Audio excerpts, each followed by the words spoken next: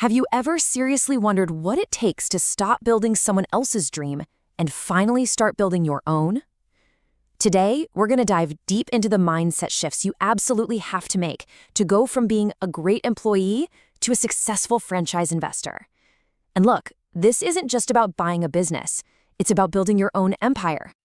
All right, here's our game plan. First, we're going to talk about shifting from judgment to curiosity. Then we'll get into why you need to think like an investor, not a consumer.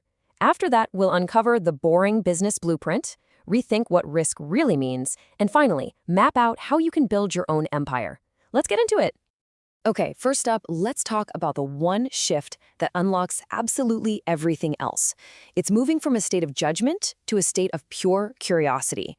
You can think of this as the mental doorway to your entire breakthrough. This quote right here, it's simple, but man, is it powerful. Be curious, not judgmental. This is the whole key.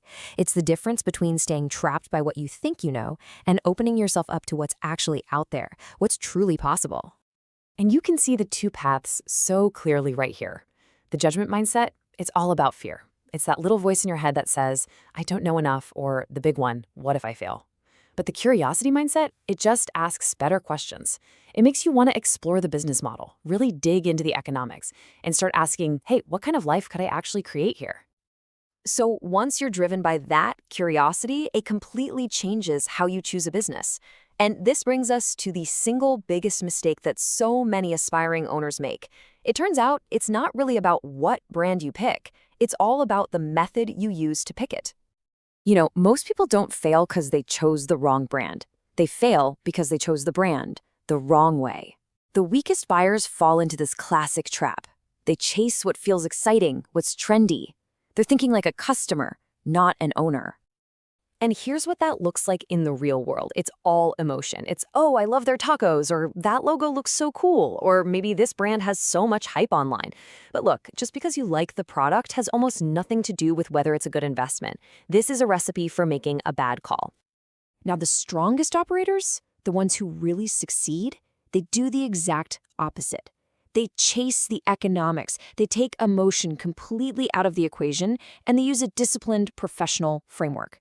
They choose like a strategic investor, not a fan. And this leads to a structured process, something like the ORCA approach. The real secret here is the order of operations. You start with the nuts and bolts, the business model itself. Then you dig into the margins and labor costs. Only after that do you look at scalability and territory. You see, it's all about prioritizing the financial engine of the business over some fleeting hype. That's how you build something that actually lasts. So, if you start thinking like an investor, where does that usually lead you? Well, it often leads to the kinds of businesses that the really, really smart money, I'm talking private equity, goes after. And here's a little hint, they are almost never the sexy businesses you see all over social media. I mean, private equity firms are the absolute masters of this game. They don't chase hype, they chase cash flow, period. They're not interested in the shiny new thing. They're buying plumbing companies, painting franchises, HVAC and restoration services. Why? Because a busted pipe is a busted pipe. These things are predictable and repeatable. The logic here is just so simple, but so powerful. These boring businesses are incredible because they're built on consistent, non-negotiable demand. People will always need their homes painted or their offices cleaned. These things are basically recurring revenue machines, and they are built to scale. Okay, so all of this brings us to a really critical point, and it's something we often get wrong. We have to talk about risk, because I think our perception of what's risky is the very thing holding most of us back. So let me ask you this. What is the real risk in your career right now? Most of us, we immediately think about quitting our job, taking some huge reckless leap. But the true danger, the one no one ever really talks about, is way, way more subtle than that. The real risk is the crushing cost of doing nothing. It's waking up in 5 years in the exact same role at the same company with the same stress, having built absolutely nothing that you own. When you play it safe in a corporate job, you're actually risking your time, your potential, and your family's future on what's really just an illusion of security. So this completely reframes the trade-off, doesn't it? Investing in a franchise isn't about some wild, reckless risk.